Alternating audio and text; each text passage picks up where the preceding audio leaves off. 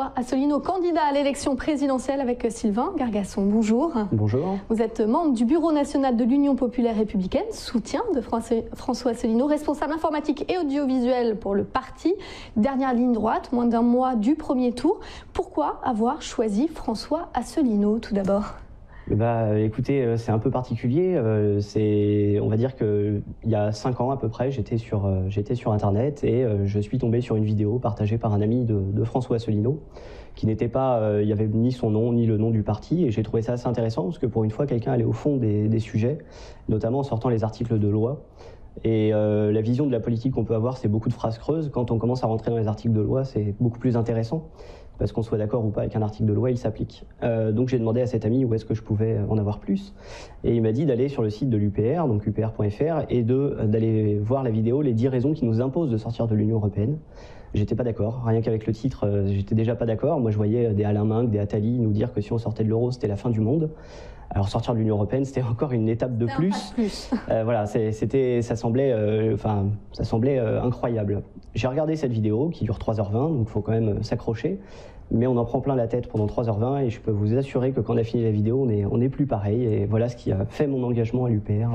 François Asselineau qui se présente comme un candidat au-dessus du clivage gauche-droite. Est-ce que vous retrouvez ça dans son programme ou dans l'homme que vous connaissez, dans le candidat ?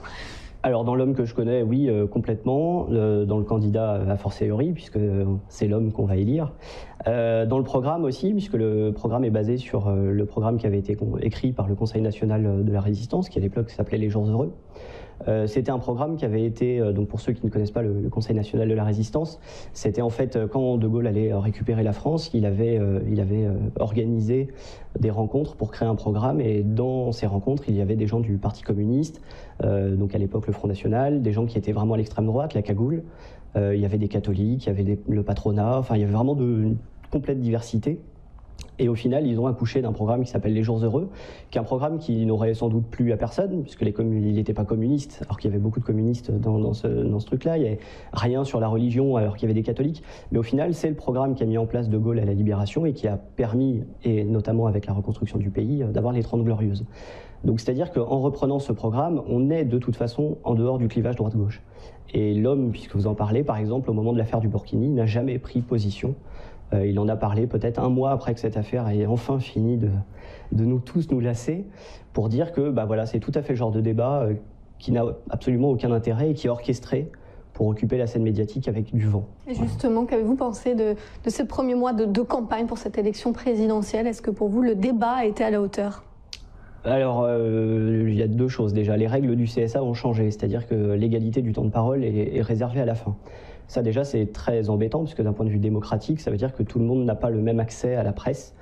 C'est un principe d'équité, sauf sur la dernière quinzaine, avec une égalité de temps de parole pour les candidats, juste pour que ce soit... Oui, alors pour que ce soit clair, sauf que le problème de l'équité, c'est que ça ne veut rien dire. Si demain vous allez acheter du café équitable, ça veut dire que le petit producteur aura plus d'argent.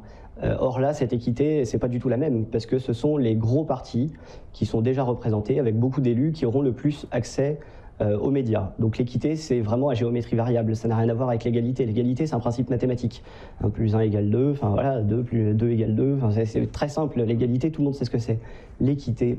Ça a volé le débat selon vous? Parce que j'en reviens à ma question, est-ce que le débat était à la hauteur? Oui, du coup ça vole le débat. Moi j'ai l'impression qu'on parle plus de forme et d'affaires que de fond, malheureusement, parce que c'est vraiment le fond qui va compter. Parce qu'au final, une fois le président élu, le fait qu'il se soit fait acheter des costumes ou autre n'aura plus vraiment d'importance. L'important, ce sera qu'est-ce qu'il appliquera, ce sera le fond.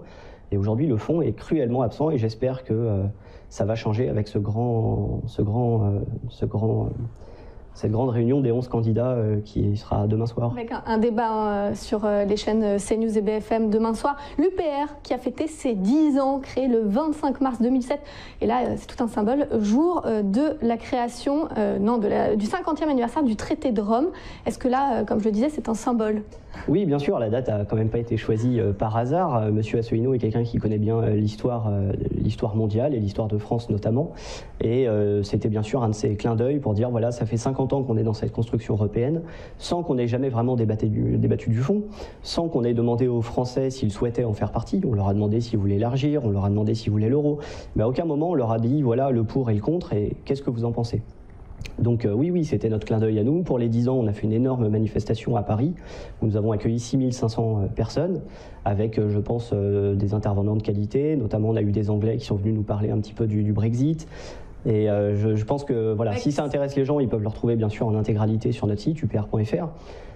Et justement, voilà. Donc 60e anniversaire du traité de Rome, 10 ans de l'UPR, et aujourd'hui François Asselineau se présente comme le candidat du Frexit. Est-ce que vous pouvez nous expliquer? On a vu cette image forte de Theresa May qui signait, qui déclenchait le Brexit. Est-ce que cette image vous a fait rêver? Oui, cette image m'a fait rêver, et puis surtout, cette image elle tord le cou à tout ce qu'on a pu entendre. C'est-à-dire que pendant la campagne du Brexit, les médias français était vent debout contre le Brexit. On nous a dit que ce serait la fin du monde, la catastrophe. Le FMI avait prévu qu'en quelques semaines, l'économie mondiale ne s'en remettrait pas. C'est le même FMI aujourd'hui qui est obligé de remonter l'indice des Anglais tellement il se développe, parce que c'est exactement l'inverse de tous leurs pronostics. Donc le Brexit... On entre dans 2 ans de négociations pour cette sortie de l'Union européenne. On ne peut pas vraiment sentir pour le moment l'effet du Brexit. Oui, mais les marchés financiers ont déjà anticipé le Brexit. Les marchés financiers n'attendent pas que les choses se fassent. Ils sont complètement dans l'analyse, et puis ils prévoient toujours, comme aux échecs, au moins un coup d'avance.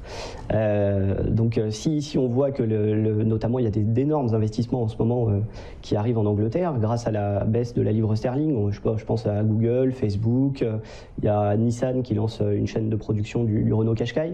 C'est pas des investissements sur 2 ans, c'est des investissements sur 10 ans, 20 ans, 30 ans. Donc vous inquiétez pas pour eux, ils ont des gens très compétents, et s'ils y vont, c'est qu'ils ont d'excellentes raisons. Sur le site, il est noté d'abord cette question: avons-nous, oui ou non, intérêt à rester encore dans l'Union européenne? C'est tout le cœur de cette campagne, cette question que vous posez aujourd'hui aux Français, aux futurs électeurs. C'est la question qu'on leur pose. Maintenant, c'est une question qui nous oblige à aller dans le fond. Si on reste sur la forme, c'est sûr qu'on va passer complètement à côté de la question.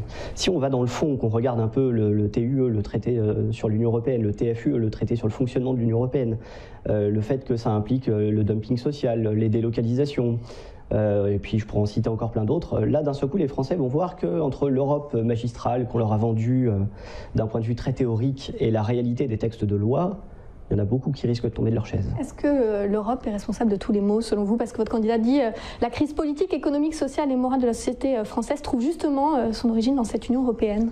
Alors, tout n'est pas imputé à l'Union européenne, mais une grande partie. Car les gens ne se rendent pas compte, mais lorsqu'ils parlent par exemple d'écologie, beaucoup de choses sont bloquées par la Commission européenne.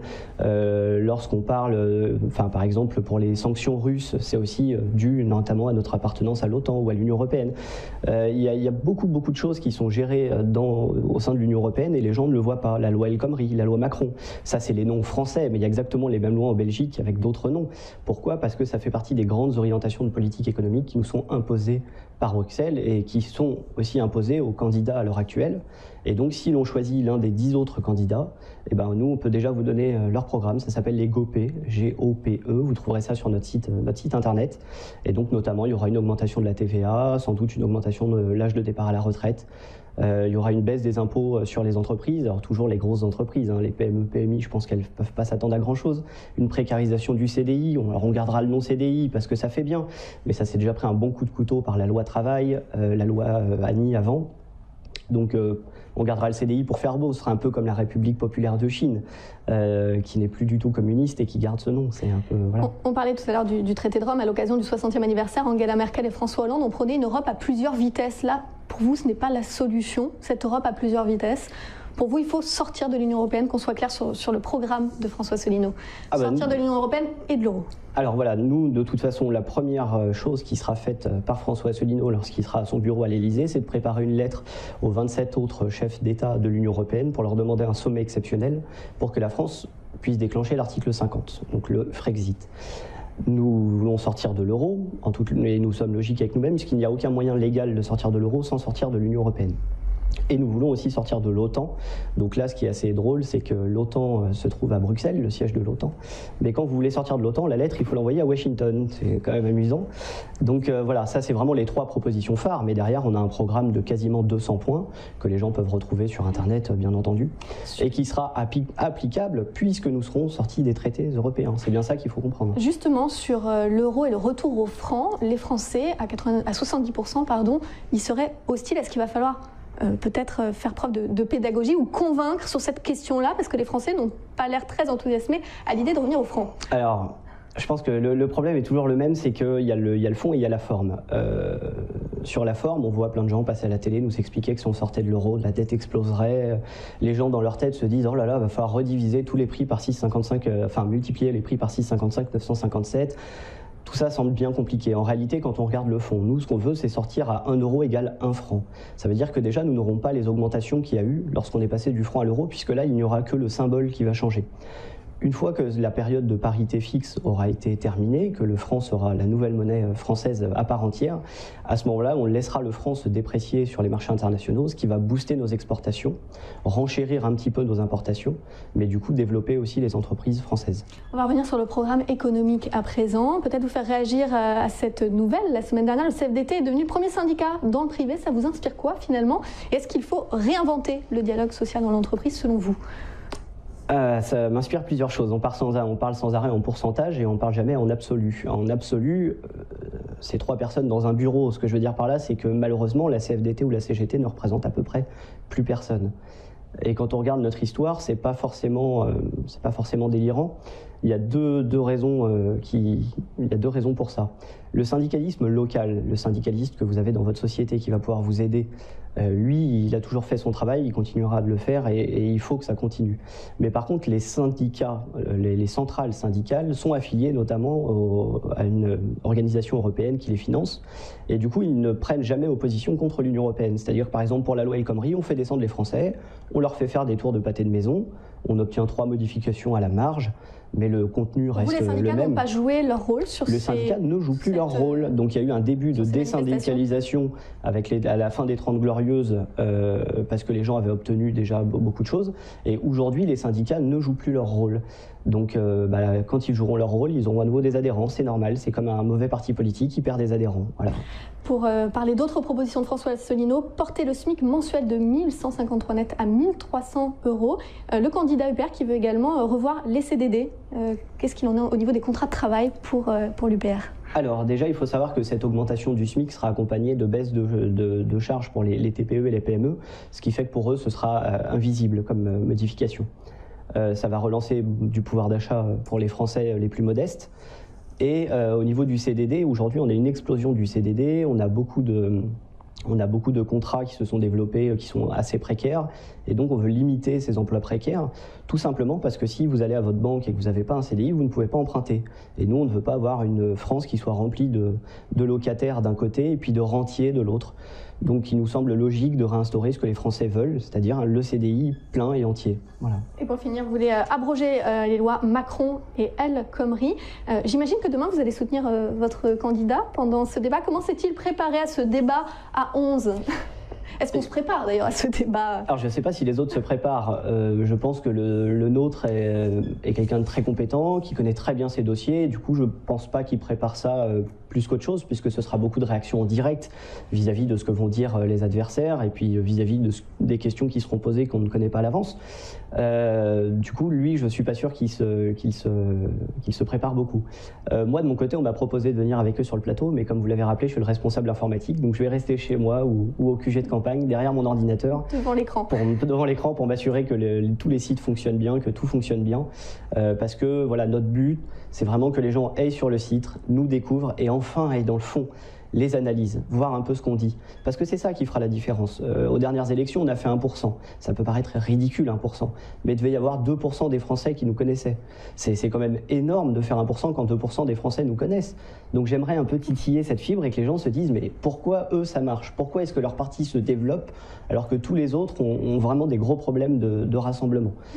Merci en tout cas d'être venu nous parler du fond de ce programme de François Asselineau devant les camarades d'Yveline Première. Merci.